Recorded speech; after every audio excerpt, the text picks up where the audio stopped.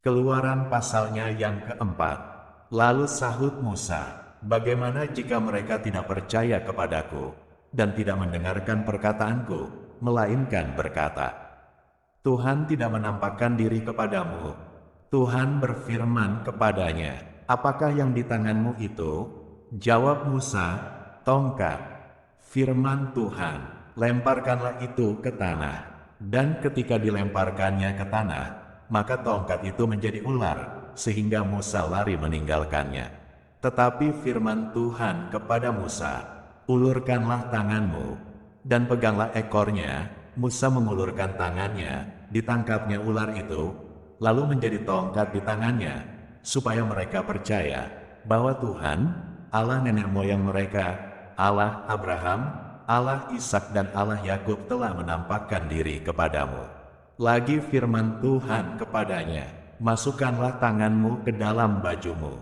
Dimasukkannya tangannya ke dalam bajunya, dan setelah ditariknya keluar, maka tangannya kena kusta, putih seperti salju. Sesudah itu firman-Nya, "Masukkanlah tanganmu kembali ke dalam bajumu." Musa memasukkan tangannya kembali ke dalam bajunya, dan setelah ditariknya keluar, maka tangan itu pulih kembali seperti seluruh badannya. Jika mereka tidak percaya kepadamu, dan tidak mengindahkan tanda mujizat yang pertama, maka mereka akan percaya kepada tanda mujizat yang kedua. Dan jika mereka tidak juga percaya kepada kedua tanda mujizat ini, dan tidak mendengarkan perkataanmu, maka engkau harus mengambil air dari sungai Nil, dan harus kau curahkan di tanah yang kering. Lalu air yang kau ambil itu akan menjadi darah di tanah yang kering itu. Lalu kata Musa kepada Tuhan, "Ah, Tuhan, aku ini tidak pandai bicara, dahulu pun tidak dan sejak engkau berfirman kepada hamba-Mu pun tidak, sebab aku berat mulut dan berat lidah." Tetapi Tuhan berfirman kepadanya, "Siapakah yang membuat lidah manusia? Siapakah yang membuat orang bisu atau tuli, membuat orang melihat atau buta? Bukankah aku, yakni Tuhan? Oleh sebab itu, pergilah, aku akan menyertai lidahmu dan mengajar engkau apa yang harus kau katakan." Tetapi Musa berkata, "Ah, Tuhan, utuslah kiranya siapa saja yang patut kau utus." Maka bangkitlah murka Tuhan terhadap Musa, dan ia berfirman, "Bukankah di situ Harun, orang Lewi itu, kakakmu? Aku tahu bahwa ia pandai bicara. Lagi pula ia telah berangkat menjumpai engkau, dan apabila ia melihat engkau, ia akan bersuka cita dalam hatinya. Maka engkau harus berbicara kepadanya, dan menaruh perkataan itu ke dalam mulutnya. Aku akan menyertai lidahmu, dan lidahnya, dan mengajarkan kepada kamu apa yang harus kamu lakukan. Ia harus berbicara bagimu kepada bangsa itu. Dengan demikian ia akan menjadi penyambung lidahmu, dan engkau akan menjadi seperti Allah baginya. Dan bawalah tongkat ini di tanganmu, yang harus kau pakai untuk membuat tanda-tanda mujizat." Lalu Musa kembali kepada mertuanya Yitro, serta berkata kepadanya, "Izinkanlah kiranya aku kembali kepada saudara-saudaraku yang ada di Mesir, untuk melihat apakah mereka masih hidup." Yitro berkata kepada Musa, "Pergilah dengan selamat. Adapun Tuhan sudah berfirman kepada Musa di Midian, 'Kembalilah ke Mesir, sebab semua orang yang ingin mencabut nyawamu telah mati.'" Kemudian Musa mengajak istri dan anak-anaknya lelaki, lalu menaikkan mereka ke atas keledai, dan ia kembali ke tanah Mesir, dan tongkat Allah itu dipegangnya di tangannya. Firman Tuhan kepada Musa, "Pada waktu engkau hendak kembali ini ke Mesir, ingatlah, supaya segala mujizat yang telah kuserahkan ke dalam tanganmu, kau perbuat di depan Fir'aun. Tetapi aku akan mengeraskan hatinya, sehingga ia tidak membiarkan bangsa itu pergi. Maka engkau harus berkata kepada Fir'aun, 'Beginilah firman Tuhan, Israel ialah anakku, anakku yang sulung. Sebab itu aku berfirman kepadamu, biarkanlah anakku itu pergi, supaya ia beribadah kepadaku. Tetapi jika engkau menolak membiarkannya pergi, maka aku akan membunuh anakmu, anakmu yang sulung.' Tetapi di tengah jalan, di suatu tempat bermalam, Tuhan bertemu dengan Musa, dan berikhtiar untuk membunuhnya. Lalu Zipora mengambil pisau batu, dipotongnya kulit khatan anaknya, kemudian disentuhnya dengan kulit itu kaki Musa sambil berkata, "Sesungguhnya engkau pengantin darah bagiku." Lalu Tuhan membiarkan Musa. "Pengantin darah," kata Zipora waktu itu, karena mengingat sunat itu. Berfirmanlah Tuhan kepada Harun, "Pergilah ke padang gurun menjumpai Musa." Ia pergi dan bertemu dengan dia di gunung Allah, lalu menciumnya.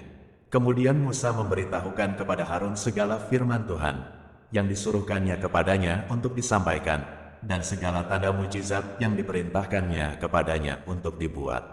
Lalu pergilah Musa beserta Harun, dan mereka mengumpulkan semua tua-tua Israel.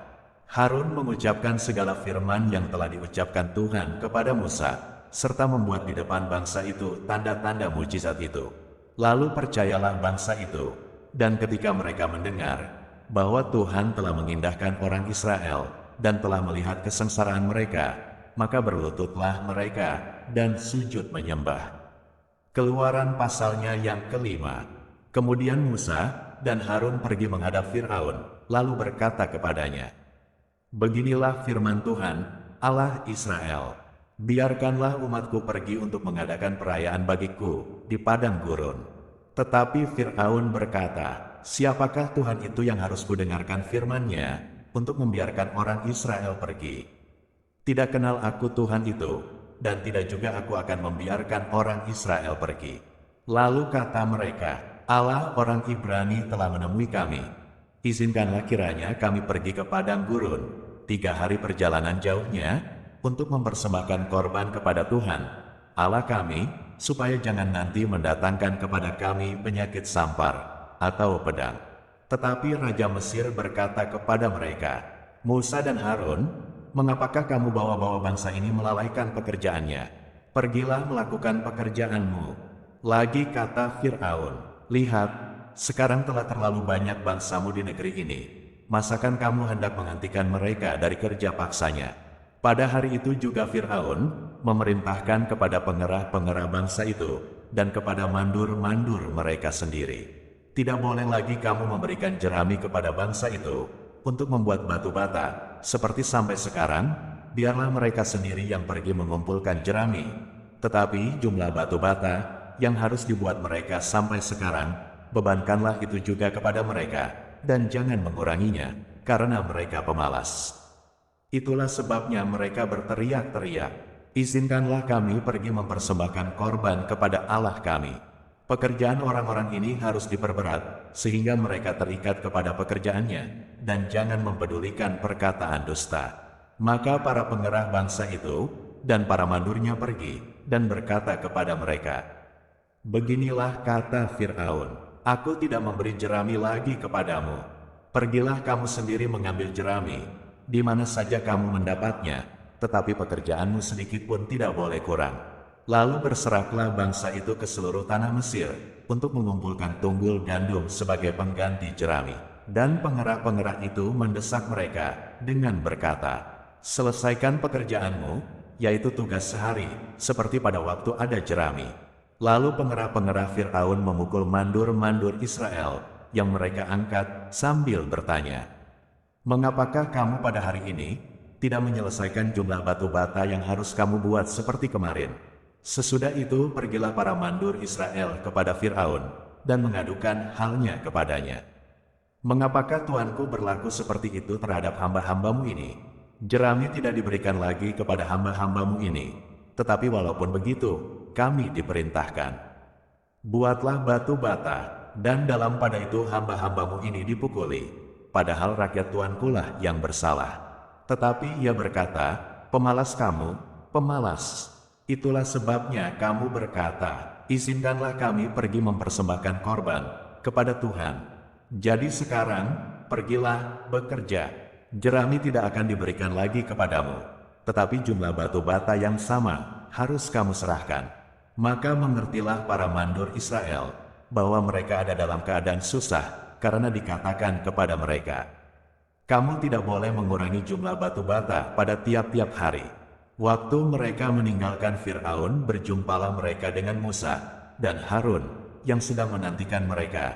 Lalu mereka berkata kepada keduanya, "Kiranya Tuhan memperhatikan perbuatanmu dan menghukumkan kamu, karena kamu telah membusukkan nama kami kepada Fir'aun dan hamba-hambanya, dan dengan demikian kamu telah memberikan pisau kepada mereka untuk membunuh kami. Lalu Musa kembali menghadap Tuhan, katanya, Tuhan, mengapakah kau perlakukan umat ini begitu bengis? Mengapa pula aku yang kau utus? Sebab sejak aku pergi menghadap Fir'aun untuk berbicara atas namamu, dengan jahat diperlakukannya umat ini, dan engkau tidak melepaskan umatmu sama sekali. Tetapi Tuhan berfirman kepada Musa, sekarang engkau akan melihat apa yang akan kulakukan kepada Fir'aun, sebab dipaksa oleh tangan yang kuat, ia akan membiarkan mereka pergi. Ya, dipaksa oleh tangan yang kuat, ia akan mengusir mereka dari negerinya. Keluaran pasalnya yang ke-6. Selanjutnya berfirmanlah Allah kepada Musa, Akulah Tuhan. Aku telah menampakkan diri kepada Abraham, Ishak dan Yakub sebagai Allah yang Maha Kuasa, tetapi dengan namaku Tuhan, aku belum menyatakan diri. Bukan saja aku telah mengadakan perjanjianku dengan mereka untuk memberikan kepada mereka tanah Kanaan, tempat mereka tinggal sebagai orang asing, tetapi aku sudah mendengar juga orang Israel yang telah diperbudak oleh orang Mesir, dan aku ingat kepada perjanjianku. Sebab itu katakanlah kepada orang Israel, Akulah Tuhan, aku akan membebaskan kamu dari kerja paksa orang Mesir, melepaskan kamu dari perbudakan mereka, dan menebus kamu dengan tangan yang teracung, dan dengan hukuman-hukuman yang berat. Aku akan mengangkat kamu menjadi umatku, dan aku akan menjadi Allahmu, supaya kamu mengetahui bahwa akulah Tuhan Allahmu yang membebaskan kamu dari kerja paksa orang Mesir. Dan aku akan membawa kamu ke negeri yang dengan sumpah telah kujanjikan memberikannya kepada Abraham, Ishak dan Yakub, dan aku akan memberikannya kepadamu untuk menjadi milikmu. Akulah Tuhan. Lalu Musa mengatakan demikian kepada orang Israel, tetapi mereka tidak mendengarkan Musa karena mereka putus asa dan karena perbudakan yang berat itu.